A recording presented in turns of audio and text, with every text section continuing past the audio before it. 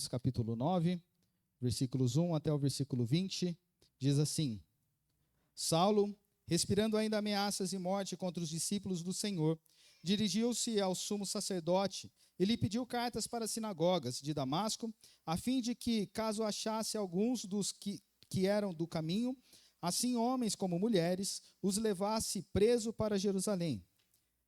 Seguindo ele estrada fora, ao aproximar-se de Damasco, subitamente uma luz do céu brilhou ao seu redor. E caindo por terra, ouviu uma voz que lhe dizia: Saulo, Saulo, por que me persegues? Ele perguntou: Quem és tu, Senhor? E a resposta foi: Eu sou Jesus, a quem tu persegues. Mas levanta-te e entra na cidade, onde te dirão o que te convém fazer.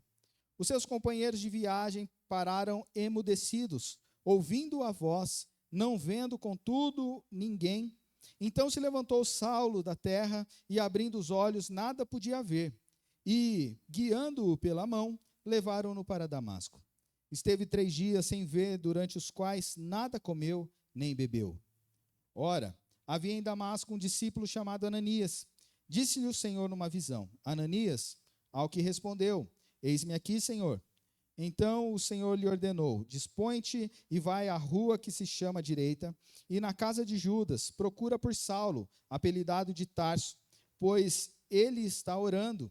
E viu entrar um homem chamado Ananias e impor-lhe as mãos para que recuperasse a vista. Ananias, porém, respondeu: Senhor, de muitos tenho ouvido a respeito desse homem, quantos males tem feito aos teus santos em Jerusalém. E para aqui trouxe autorização dos principais sacerdotes para prender a todos os que invocam o teu nome.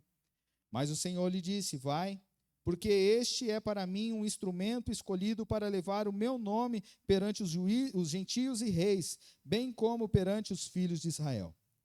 Pois eu lhe mostrarei quanto lhe importa sofrer pelo meu nome. Então Ananias foi, entrando na casa, impôs sobre ele as mãos, dizendo: Saulo, irmão, o Senhor me enviou, a saber, o próprio Jesus que te apareceu no caminho por onde vinhas, para que recuperes a vista e fiques cheio do Espírito Santo.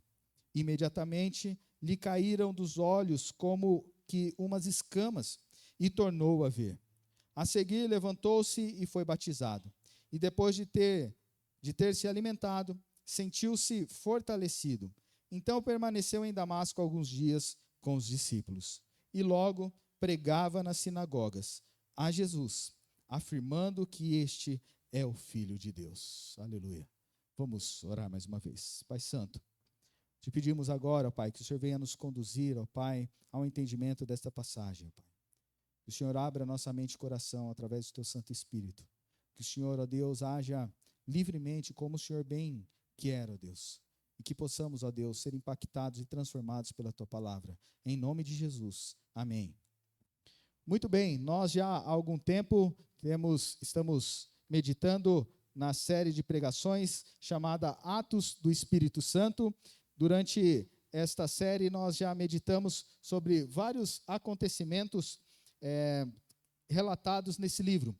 Como que Deus conduziu toda a sua igreja com mão forte, como que Deus abençoou as pessoas que iam conhecendo o Evangelho, e como esse Evangelho começou a propagar de Jerusalém por toda Samaria, pela Judéia, Samaria, e como que o Evangelho chegará até os confins da terra.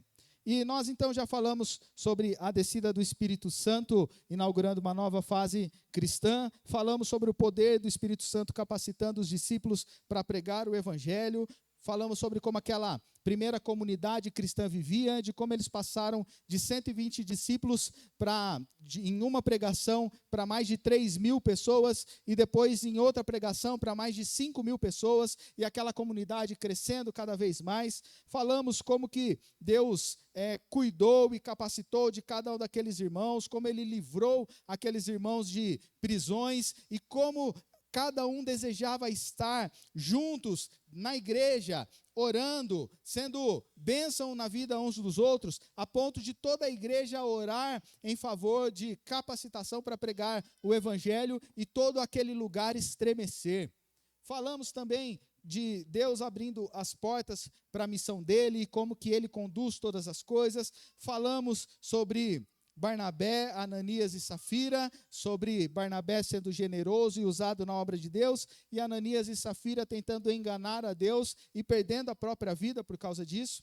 E na semana passada, nós falamos sobre um dos diáconos escolhidos ali em Atos 6, falamos sobre Filipe, e como que Deus capacita cada um de nós para pregar o evangelho. Falamos como que Filipe impactou uma cidade samaritana com a pregação do evangelho, e como ele também impactou a vida de uma pessoa só, do eunuco, ali pregando o evangelho. E nós saímos daqui entendendo que Deus é quem nos capacita para pregar o evangelho, tanto para grandes multidões, e falamos que no contexto que nós vivemos nos dias de hoje, nós temos grandes multidões com os ouvidos abertos para ouvir da mensagem de Deus, e chegamos a esta conclusão quando olhamos na internet, as nossas redes sociais, e como a gente pode ser bênção sendo usado como missionários na rede social para pregar o evangelho a todas as pessoas que já nos seguem ali naquele lugar. Falamos também da capacitação que Deus nos dá para pregar apenas para uma pessoa também, para explicar da palavra de Deus, para falar do amor de Deus. Então, nós vemos toda essa ação de Deus conduzindo toda a sua igreja, e chegamos nesse texto que não podemos passar sem falar sobre ele, porque talvez depois do Pentecostes aqui em Atos e dessas manifestações do Espírito Santo, este é um dos maiores acontecimentos, porque fala de um homem que era um perseguidor da igreja, mas agora se torna um proclamador do evangelho, um proclamador da história de Jesus. Ele conta a história então de Saulo. Nós o conhecemos mais como Paulo, né? Depois, mais para frente, ele muda o nome, né? O nome muda de Saulo para Paulo. E quem era Saulo então? Saulo, ele era um homem que perseguia a igreja e que estava a caminho da cidade de Damasco. A cidade de Damasco ficava a torno de 200 quilômetros de distância de Jerusalém. Então ele saiu de Jerusalém, foi para lá, muito provavelmente foi a cavalo, né? Por isso muitos vão dizer aí que Saulo caiu do cavalo quando viu esta luz, mas a Bíblia não fala isso, tá? Não fala que ele caiu do cavalo, do camelo, ou se ele caiu ali, só estava andando mesmo, né? E o texto diz que este acontecimento ocorreu por volta das 12 horas, ao meio-dia, onde o sol está a pino, o máximo do sol, e uma luz mais forte que o sol, então, ofusca a Paulo e todas aquelas pessoas que estão ali naquele lugar, e uma voz, então, sai do meio daquela luz e diz: Saulo, Saulo, por que me persegues? Note, queridos, que Saulo era um perseguidor da igreja do Senhor. E quando nós vemos essa fala de Jesus Cristo, nós vemos que quem é o dono da igreja? É o pastor que é o dono da igreja? É o conselho? Os membros são os donos da igreja? A igreja é do Senhor Jesus. E por isso, então, Jesus o confronta, diz: por que me persegues? E a resposta de Saulo é ali: olha, quem é você? Quem és tu, Senhor? E ele então responde: eu sou Jesus, a quem tu persegues. E Paulo então se levanta, os seus amigos o levam para Damasco e ali deixam na casa de um homem chamado Judas. Não é o Judas Iscariotes, porque esse já morreu, também não é o Judas que escreveu o livro aqui que temos na Bíblia de Judas. Judas era um nome muito comum naquela época, é como se fosse o João ou o José aqui no nosso contexto, né? Então ele vai para a casa deste homem e ali então ele fica 3 dias sem comer e sem beber, só meditando sobre tudo o que aconteceu. E para piorar a situação, ele agora está cego. E ele então naquele lugar, aguardando para saber o que Deus tem preparado para ele, aquele homem então recebe a visita de Ananias, um discípulo do Senhor que morava ali em Damasco, e esse homem, talvez com muito medo no seu coração, vai até Saulo e impõe as mãos sobre ele. Saulo é curado daquela cegueira, e o texto diz que ele fica cheio do Espírito Santo. E aquele homem, então, de um perseguidor da igreja, ele se torna o grande pregador dos gentios, o grande pregador do evangelho. Saulo, então, ele parte para cumprir o que está escrito lá em Atos 1:8. E recebereis poder ao descer sobre vós o Espírito Santo, e sereis minhas testemunhas, tanto em Jerusalém, como em toda a Judéia, Samaria e até os confins da terra. Os discípulos já tinham sido testemunhas na Judéia. Por causa da perseguição, os discípulos se espalharam. Já tinham sido testemunhas em Samaria. E agora o apóstolo Paulo sendo usado por Deus para pregar nos confins da terra, para pregar em todo o território conhecido. E é sobre isso, então, que nós vamos falar hoje, queridos, olhando para esse texto maravilhoso e vendo essa ação de Jesus Cristo, vendo a ação do Espírito Santo sobre a vida das pessoas, vendo como que Deus impacta a vida das pessoas, como Deus transforma a história das pessoas, como Deus já transformou a minha vida e como Ele transformou a sua vida também. E é sobre isso que nós vamos falar, então. O tema da nossa pregação é Saulo, de perseguidor a apóstolo de Jesus. E para meditar nisso, nós vamos falar sobre esses dois encontros, o encontro com Jesus Cristo e o encontro com Ananias. Em primeiro lugar, então, o encontro com Jesus Cristo. Quem era Saulo de Tarso? Nascido em Tarso, uma cidade que ficava na região do mar Mediterrâneo, uma cidade que era o centro da cultura grega, onde saiu muitos pensadores daquele lugar. E Paulo, então, ou Saulo, né? Se eu falar Paulo aqui, entendam que é a mesma pessoa, tá? Saulo e Paulo são a mesma pessoa. Saulo, então, ali, um homem culto, um homem que cresceu buscando entender cada vez mais sobre a cultura, sobre Deus, sobre o judaísmo, sobre todas as leis que eram apresentadas. A Bíblia nos diz que ele foi instruído aos pés de Gamaliel. Gamaliel era um grande líder ali no Sinédrio. O Sinédrio era o lugar onde os líderes da religião judaica se reuniam. Então ele era este homem, um homem muito culto, um homem que conhecia muito, um homem, um judeu convicto e que não aceitava nada além das leis judaicas. Olha o que diz lá em Filipenses 3, 5 e 6. Circuncidado ao 8º dia, da linhagem de Israel, da tribo de Benjamim, hebreu de hebreus, quanto à lei, fariseu, quanto ao zelo, perseguidor da igreja, quanto à justiça que há na lei, irrepreensível. Isso aqui é o próprio apóstolo Paulo que está falando dele, de quem ele era. Quem era esta pessoa? Um grande perseguidor da igreja. Alguns historiadores, comentaristas vão falar que Saulo era como um animal selvagem, voraz, querendo devorar as pessoas que seguiam a Jesus Cristo, que se diziam cristãs.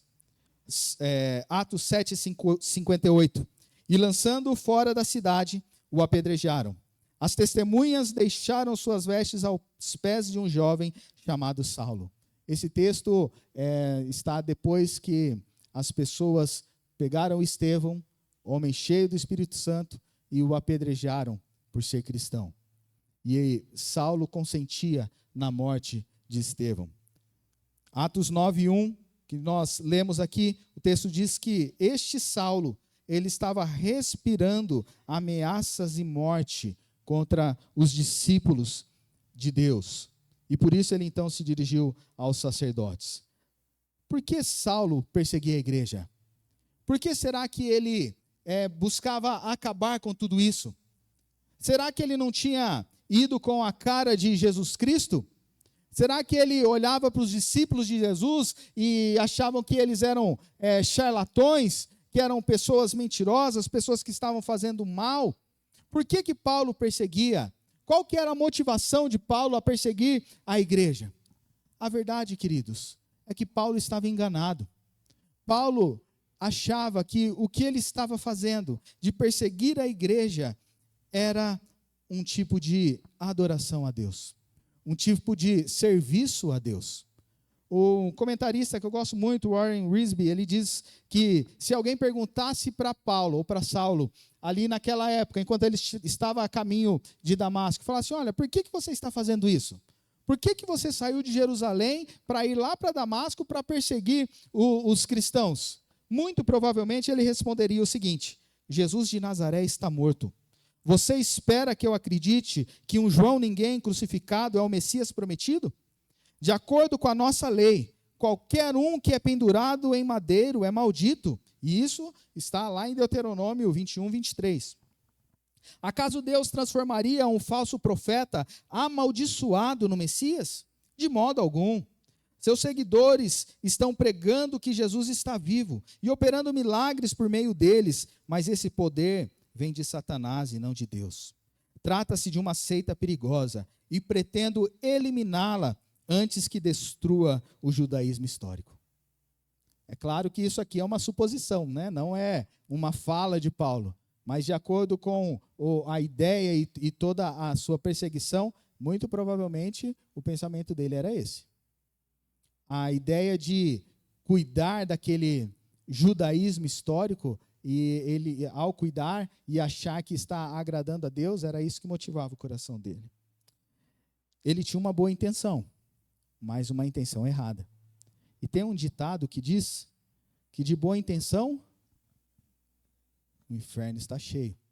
Né? Não estou dizendo que Saulo foi para o inferno, graças a Deus. Né? A gente tem aqui a conversão dele, como que Deus usou esse homem. Mas a verdade, queridos, é que muitas pessoas, nos tempos que nós vivemos, vivem bem intencionadas, achando que estão agradando a Deus, mas a verdade é que estão muito longe de Deus. E vou dizer mais, e por estar longe de Deus, ao invés de agradar a Deus, estão agradando ao diabo. Ao invés de servir a Deus como Senhor, tem como Senhor o diabo. E quando eu falo isso, não estou afirmando que essas pessoas são apenas aqueles que prestam culto a Satanás. Mas são pessoas que acham que viver uma vida moralmente correta, esta vida vai te levar para perto de Deus. E se nós não estamos com Jesus, nós estamos servindo a Satanás. Mesmo que nós não prestemos culto a ele. Quer uma prova disso? Efésios 2, 1 a 3 fala sobre isso. Eu vou ler na versão NVT, nova versão transformadora, que eu acho que fica muito claro para nós. Diz o seguinte, Paulo falando da nossa condição antes de nós termos um encontro com Jesus Cristo. Ele diz o seguinte, vocês estavam mortos por causa da sua desobediência e dos seus muitos pecados, nos quais costumavam viver, como o resto do mundo, obedecendo ao comandante dos poderes do mundo invisível. Ele é o Espírito que opera no coração dos que se recusam a obedecer. Todos nós vivíamos desse modo, seguindo os desejos ardentes e as inclinações da nossa natureza humana. Éramos, por natureza, merecedores da ira, como os demais. São alguns que, ao estar longe de Deus, estão servindo a este Espírito que opera no coração dos que se recusam a obedecer? Ou ao comandante dos poderes do mundo invisível? Todos nós que estamos aqui, outrora, fazíamos isso. Todos nós e toda a ação que nós fazíamos antes de crer em Jesus Cristo, quer seja boa, quer seja ruim, não davam glórias a Deus. Pelo contrário, elas só vinham a satisfazer o nosso ego e davam glória a Satanás. Essa era a nossa condição, irmãos. Nós nos encontrávamos assim. Sem Jesus Cristo, nós vivemos assim. Quantas pessoas que nós conhecemos, ou até mesmo nós que dizemos que conhecemos a Deus, que vivemos uma vida moral correta, mas estamos vivendo tão longe de Deus. Paulo, um grande conhecedor da lei, um grande conhecedor das Escrituras, era um homem que tinha uma boa intenção, mas estava fazendo totalmente errado. Totalmente o contrário. Ao invés de render glórias a Deus, ele perseguia o Filho de Deus. Mas no meio da viagem ele tem esse encontro com Jesus Cristo, aquele que morreu e ressuscitou. Para Paulo, Jesus Cristo estava morto. Essa história de Jesus Cristo ter ressuscitado é história para criança. É uma história inventada entre os apóstolos ali para poder basear tudo que eles acreditavam. E agora esse homem tem um encontro com Jesus Cristo. E note que não foi uma visão que aconteceu aqui, foi um encontro real com Jesus Cristo. A visão quando alguém tem uma visão, é só aquela pessoa que enxerga aquilo, mais ninguém. Pode estar a igreja toda neste lugar e uma pessoa ter uma visão, os que estão ao redor não vão ver isso. Mas o encontro aqui, aqueles que estavam junto com Paulo foram testemunhas. Aquelas pessoas ouviram o que estava acontecendo ali. Aquelas pessoas entendiam de fato que tinha algo diferente naquele lugar. E Jesus Cristo então apareceu com seu corpo ressurreto na frente de Paulo. Em toda a Bíblia, esta é a última aparição de Jesus Cristo no seu corpo ressurreto diante de algum dos seus discípulos. E por que era necessário Jesus Cristo aparecer com seu corpo ressurreto ali? Porque uma das características dos apóstolos é ser testemunha ocular da ressurreição de Jesus. E agora Paulo está sendo consagrado um apóstolo, um mensageiro do Senhor, para pregar o evangelho daquele a quem antes ele perseguia, mas agora ele contemplou com seus próprios olhos. E agora ele é direcionado por esse Jesus a pregar a mensagem desse Deus. Este encontro, então, deste encontro, Saulo tem a sua cegueira espiritual curada. Aquele que era cego espiritualmente, que não entendia quem era Jesus, agora tem esse encontro face a face com Jesus. E em contrapartida, ele sai cego fisicamente. Deus começa a quebrantar o coração de Saulo, um grande líder judeu, aquele que respirava ameaças de morte contra os cristãos. Agora precisa ser conduzido pelos seus amigos, porque ele não consegue enxergar nada. Esse homem está tão desolado da sua vida que não quer nem mais comer. Está ali há 3 dias sem comer, sem beber uma gota d'água. Era assim a situação deste homem.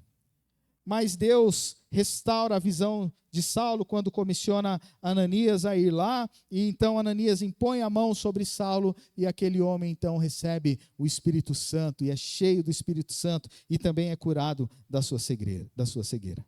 Hoje em dia, meus irmãos, não é necessário mais que Jesus apareça para nós com seu corpo ressurreto. A Bíblia fala, bem-aventurados que não viram e creram. Nós não precisamos da manifestação física de Jesus Cristo para crer nele. Nós temos a Bíblia que testemunha sobre esse Jesus. Nós somos conduzidos por ele. Quando nós olhamos para a nossa vida, nós podemos enxergar como que Jesus tem nos conduzido e tem nos abençoado e nos sustentado com a sua mão forte. Pense na sua vida.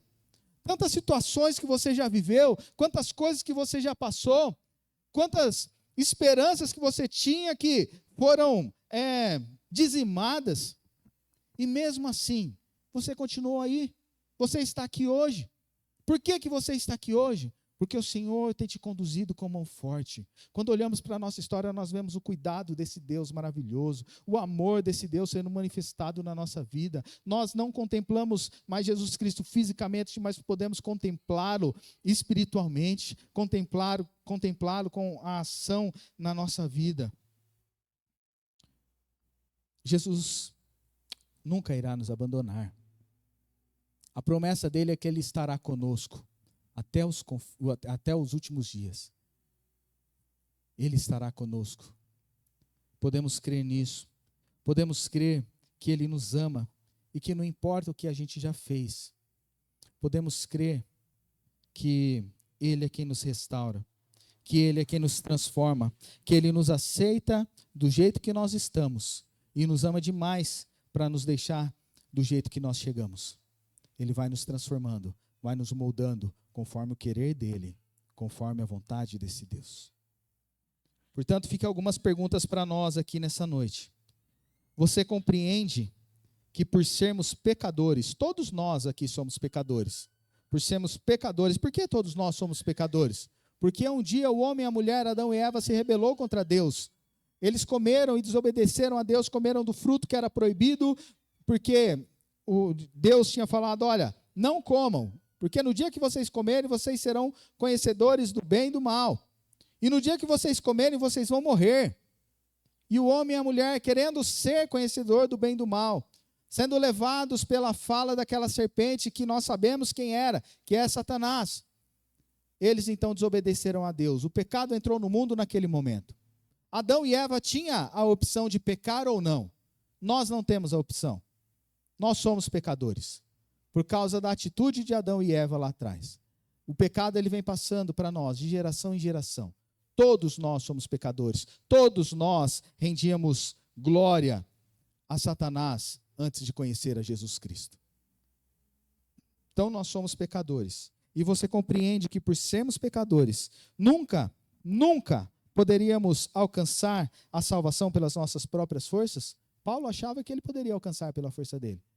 Por isso que ele era o conhecedor da lei, hebreu dos hebreus, quanto à lei, fariseu, aquele que seguia todas as regras e buscava seguir de maneira perfeita, e nós muito bem sabemos que é impossível fazermos isso. Ele achava que conquistaria a salvação desse modo. Nós não conseguimos, não temos essa capacidade de alcançar a salvação pelas nossas próprias forças. Isaías 59, 1 a 3 diz assim: Eis que a mão do Senhor não está encolhida, para que não possa salvar, nem surdo o seu ouvido para não poder ouvir. Mas as vossas iniquidades fazem separação entre vós e o vosso Deus. E os vossos pecados encobrem o seu rosto de vós, para que vos não ouça. Porque as vossas mãos estão contaminadas de sangue, e os vossos dedos de iniquidade. Os vossos lábios falam mentiras, e a vossa língua profere maldade. Essa é a nossa condição, queridos. Antes de Jesus Cristo, nós somos assim. E você entende que Jesus deu a própria vida para pagar pelos nossos pecados? 1 João 2,2: E ele é a propiciação pelos nossos pecados, e não somente pelos nossos próprios, mas ainda pelos do mundo inteiro. Ele é o pagamento, ele tomou o nosso lugar, ele pagou essa dívida impagável que o pecado gerou na nossa vida. Só através de Jesus Cristo nós podemos alcançar a salvação. Você crê que Jesus morreu e ressuscitou ao terceiro dia? Se nós cremos nisso, irmãos, nós devemos seguir as orientações que o apóstolo Paulo nos dá. Antes, esse mesmo homem que era um perseguidor da igreja, agora um pregador da palavra de Deus, ele mesmo nos orienta. Lá em Romanos 10, 9 a 13, ele diz o seguinte: Se com a tua boca confessares a Jesus como Senhor, e em teu coração creres que Deus o ressuscitou dentre os mortos, serás salvo. Porque com o coração se crê para a justiça, e com a boca se confessa a respeito da salvação. Porquanto a Escritura diz: todo aquele que nele crê não será confundido, pois não há distinção entre judeu e grego, uma vez que o mesmo é o Senhor de todos, rico para com todos os que o invocam.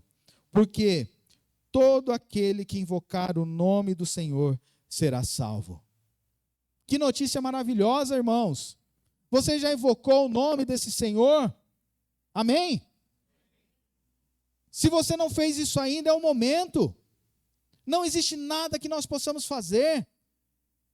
Não existe ação nenhuma para poder alcançar a salvação. Não existem outros caminhos. Só Jesus Cristo é o caminho, a verdade e a vida. Ninguém vem ao Pai senão por mim. Ninguém. Não tem outro caminho. E o que nós estamos esperando se nós não tivermos ainda esta decisão? Não espere uma luz brilhante aparecer, como apareceu ali em Paulo. Não espere uma voz do além falar no seu ouvido.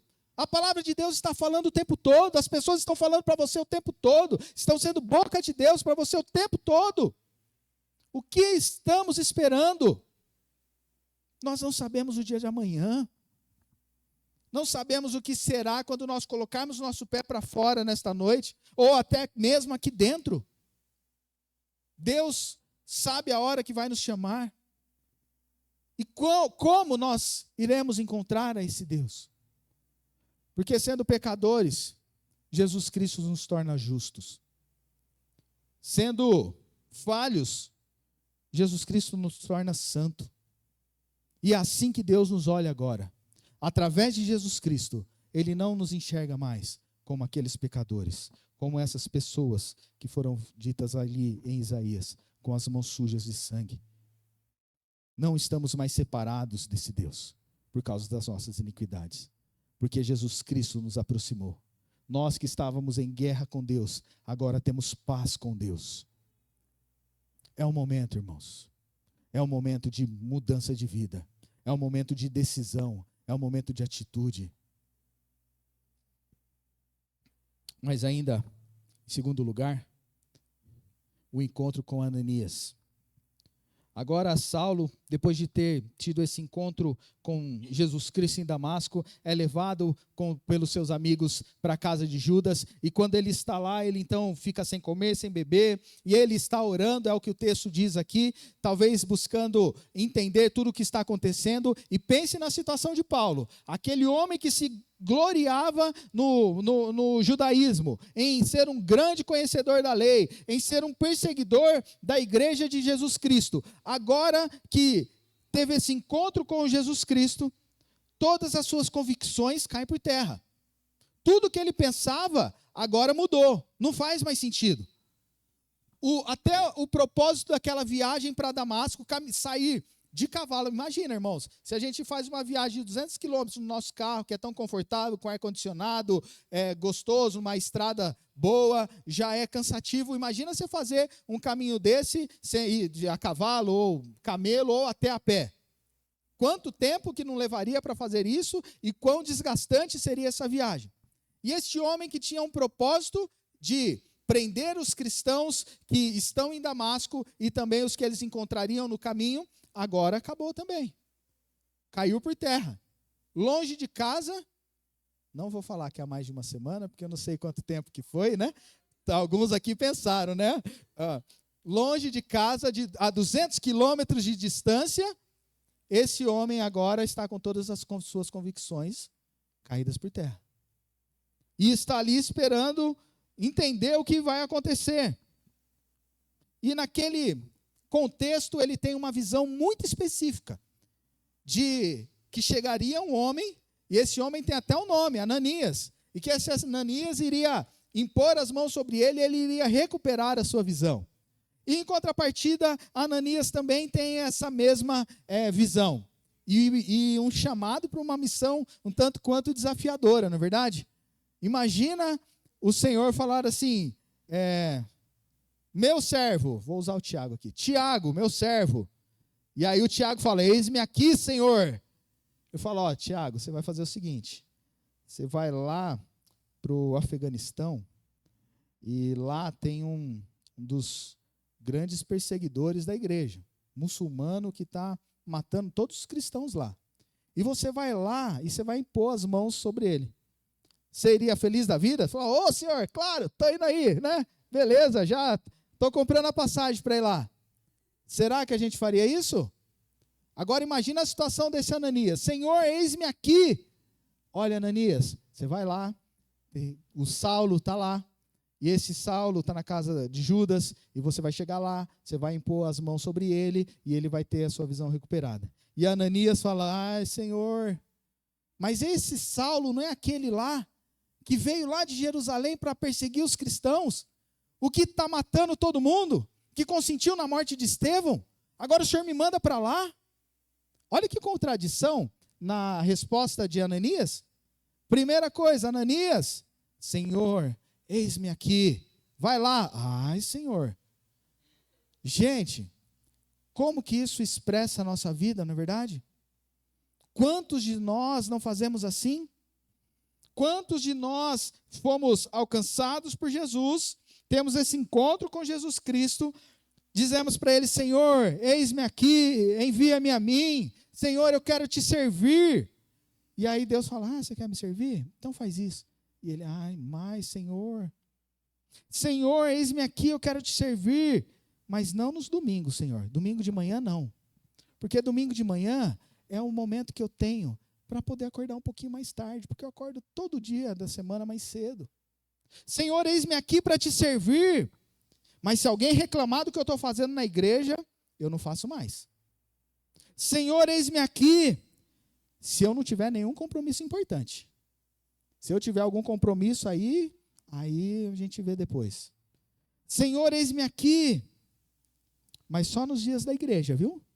Porque os dias que não tiver culto, eu vou viver minha vida. Eu vou servir a mim mesmo. Quantos de nós não temos vivido desse jeito, irmãos? Deus nos chama para servir a Ele. A vida com Deus é uma vida séria. Deus quer nos usar para abençoar a vida de outras pessoas, mas nós precisamos buscar uma vida santa. Nós temos falado sobre isso por vários domingos com os jovens. Como que Deus escolheu um povo para viver de uma maneira diferente dos povos que viviam naquela época, para que as pessoas, ao ver esse povo de Deus, possam entender e enxergar Deus naquele povo. Isso é viver de maneira santa. E Deus nos escolheu para nós vivermos desse modo. Vós sois sacerdócio real, nação santa, povo de propriedade exclusiva. Tudo isso para que as pessoas possam olhar para nós e contemplar a quem nós pertencemos. E por isso, então, nós precisamos servir a Deus. E de maneira intensa. Não é servir de qualquer jeito, não. Um pezinho dentro da igreja, um pezinho fora da igreja, é a mesma coisa que está lá fora. Já ouviu aquela história de, a pessoa está em cima do muro? Né? Tem uma historinha aí que conta que, isso é uma anedota, tá? Bem historinha, assim, bem viagem mesmo, né? Mas conta uma história seguinte, que tinha um muro, de um lado estava Jesus e do outro lado Satanás, e várias pessoas em cima daquele muro. E Jesus falou, vem para cá, vem para o lado de cá, vem para o lado de cá. E do lado de Satanás, ninguém falava nada. Satanás ali estava de boa, tranquilão ali, né?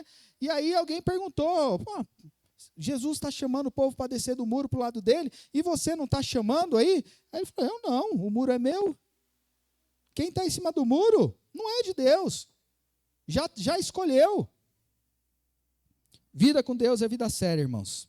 Ananias, depois que Jesus fala da missão dele e de como ele queria usar Ananias e usar a Paulo para proclamar o evangelho dele, Ananias assume esta missão, talvez com o coração cheio de medo, mas confiante no Senhor. Ele chega em Saulo, impõe as mãos sobre Saulo, e imediatamente aquele homem volta a enxergar. E ele fica cheio do Espírito Santo. Irmãos, Deus nos chama para missões que muitas vezes podem nos encher de insegurança, nos encher de medo. Talvez até a caminhada cristã possa nos trazer isso. Medo, insegurança. E se eu fizer isso mesmo? E se eu decidir por seguir o caminho do Senhor? O que vai ser da minha vida? Queridos, Deus é quem conduz a nossa história. Deus é quem está no controle da nossa vida. Deus é quem vai nos conduzir, que vai nos ensinar, que vai abrir as portas e fechar tantas outras. Mas o que a gente precisa entender é que Deus, Ele é o nosso Senhor. E quando nós falamos que Ele é o nosso Senhor, nós nos colocamos em posição de servos. E quando nós falamos que nós somos servos, isso diz que esse Senhor, Ele é soberano na nossa vida. E o que Ele disser, tem que ser feito. O que Ele disser é o que vai ser acatado e acabou. Não temos essa história de ficar discutindo com Deus. Deus é soberano na sua vida? Você entende isso? Deus tem te chamado para coisas diferentes? Então vamos dizer sim. Vamos seguir uma vida que agrade a Deus. Se engaje na obra do Senhor. Nós falamos aqui sobre falarmos do Evangelho e para multidões com as nossas redes sociais. E como eu falo isso para os jovens, que eu estou de olho nas redes sociais dos jovens, e agora eu vou assustar os adultos também, não só dos jovens, mas também dos adultos. E pouquíssimas pessoas durante a semana aderiu ao desafio que foi lançado na semana passada, de usar a rede social de uma maneira a propagar o Evangelho, de compartilhar o culto aí no Facebook para que outras pessoas possam ser alcançadas pela mensagem do Senhor. Irmãos, vamos nos engajar na obra do Senhor. Vamos nos dispor na obra. Seja usado por Deus. e contemple as maravilhas que Deus irá fazer. Hoje nós tivemos aqui 3 momentos maravilhosos da ação de Deus. Todos nós aqui, sendo testemunhas do amor dele.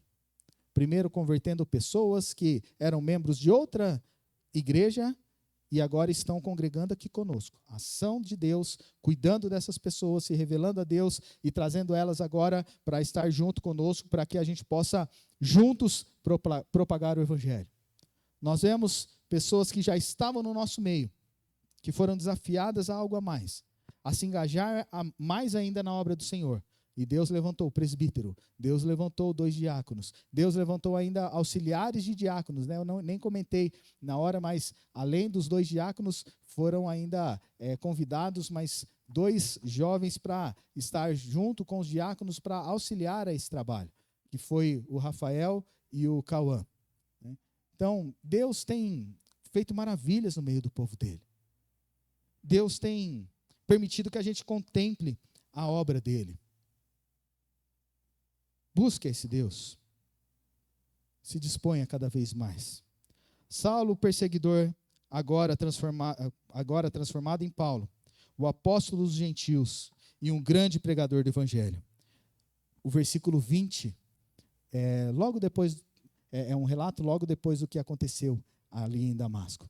Depois que Ananias impõe a mão sobre Saulo, ele recebe o Espírito Santo, fica cheio do Espírito Santo do Senhor e fica ali alguns dias, se alimenta, tem as suas forças renovadas e fica alguns dias em Damasco. E aí, logo em seguida vem esse versículo: e logo pregava nas sinagogas a Jesus, afirmando que este é o Filho de Deus. Irmãos, que texto maravilhoso de ver a ação de Deus. E nós, talvez, não sei se você conhece, mas para aqueles que já conhecem um pouco mais a palavra de Deus, nós sabemos aqui que temos tantas cartas do apóstolo Paulo que fazem parte da Bíblia, tantas viagens que Paulo fez pregando o evangelho. Esse homem que se dispôs na obra do Senhor e que sabia estar na presença de grandes reis e grandes autoridades, como também estar na presença de pessoas que não tinham autoridade nenhuma. Ele sabia muito bem viver na riqueza quanto na pobreza. Aquele homem que pregava o evangelho, falava do amor de Deus, muitos aceitavam e o tratavam com muita alegria, enquanto outros o perseguiam e o espancavam. Teve uma situação que Paulo precisou ser descido por uma corda em um cesto para fora da cidade, pelos muros da cidade para fora, porque as pessoas queriam matar a Paulo. Esse é Paulo, aquele que, mesmo depois de ser preso, ser levado para Roma, e dentro de uma prisão, estava escrevendo cartas para as igrejas que ele passou, que ele plantou, que ele conheceu, ensinando os líderes dessas igrejas, aconselhando as igrejas diante de tantos problemas. Esse foi Paulo, aquele que já no finalzinho da sua idade, ainda assim, continuava pregando o evangelho. Irmãos, quantos Paulos tem aqui, né?